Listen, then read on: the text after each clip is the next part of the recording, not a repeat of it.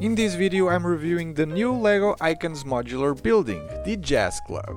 The style of box remains unchanged from what we are used to seeing from these types of LEGO models. But what stood out to me the most was that this is the first box I noticed to actually feature the Creator Expert rebranding, now called Icons.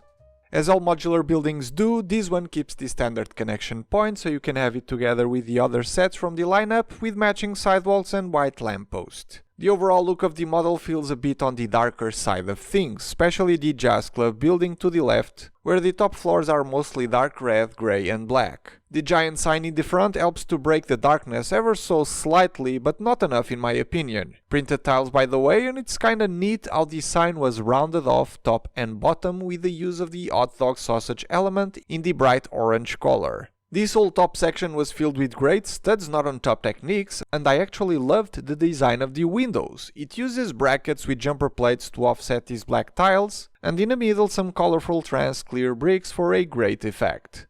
The ground level is made out of a very uncommon shade of blue, and it's where you'll find the ticket booth and entrance door for the club, where you can expect live music and a magic show as seen in the printed signs above. Being a jazz club, you'll obviously get to hear jazz concerts. The last highlight of this building is the Lavender Door here, which is the entrance for the tailor upstairs. To the right there's another building, the pizzeria. It isn't a completely separate building as everything is built on top of the same base plate, so people hoping that these would split into two like the bookshop for instance will be disappointed. For me, the disappointment is that there is no sign, so this could be a lot of different things, and the awnings for me don't cut it. I could be inclined to think of this as an ice cream place of sorts. There's nice detailing here with the flowers, same with the top floor with the hanging lavenders for the tailor, and on the roof a well-stocked greenhouse. The carrot is for the magician bunny, but everything else is for the use of the pizza place chef, where tomatoes are growing out of a new botanical element. At the very top there's also a mischievous squirrel. This building is significantly brighter, which helps to lighten the mood, and I quite like the fact that it is recessed a bit and differs in height. When combined with other modular buildings, it makes the skyline and facades of the whole street way more interesting than if they were all the same depth and height. The sidewalls and back of the model are pretty plain, as is usually the case, aside from a small storage space that adds some wood for the pizzeria oven. Next to a door, some ventilation units and a small balcony. Now, before going inside, let's quickly highlight the minifigures, starting with the pizza chef and his pizza delivery guy with a bright green scooter, which I believe to be a first for this element in this color. This guy is the tailor and this lady the jazz club owner. She's hosting the jazz trio tonight with the drummer, the singer with a beautifully decorated dress, and the bass player, which wears a hearing device and carries the bass case on his back. Which is a neat build by the way, but bothers me a bit for not being completely symmetrical. The final character of the model is the magician, complete with hat with flowers, a white bunny and the tree-colored magic cloth.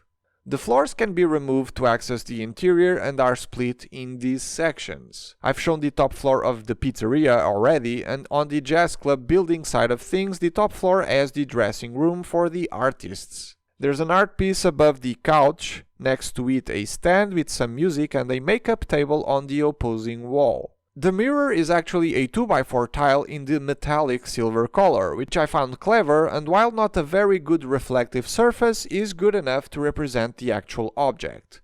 On the corridor there's a plant, access to the greenhouse, a ladder to access the rooftop, and some railings to protect the stairs that lead to the floor underneath. This corridor has access to the balcony on the back side of the building, the tailor shop to the right and the club manager's office to the left. The tailor space is very simple looking, but has most of what you would expect to see. A sewing machine, a bust mannequin, and my favorite detail is the rolls of fabric here made with Technic elements.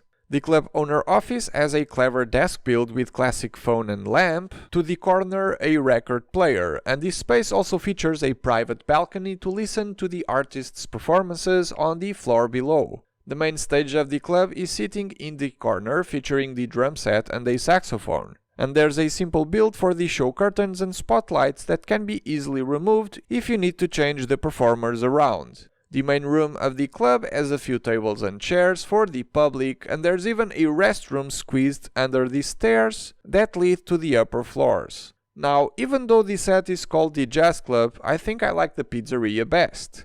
Both buildings are connected, so the pizzeria kinda acts as the place who serves food for the club, although you could sit outside if you don't care about music all that much. The floor has the expected checkered pattern, and the counter of the place doubles up as the cooking space, where the chef has all of the ingredients to prepare his new pizzas, as in new printed pizza slice tiles.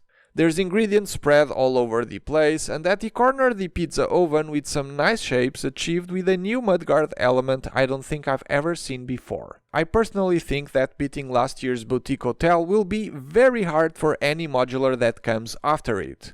It was a cooler building experience, and the end result looks better, in my opinion of course.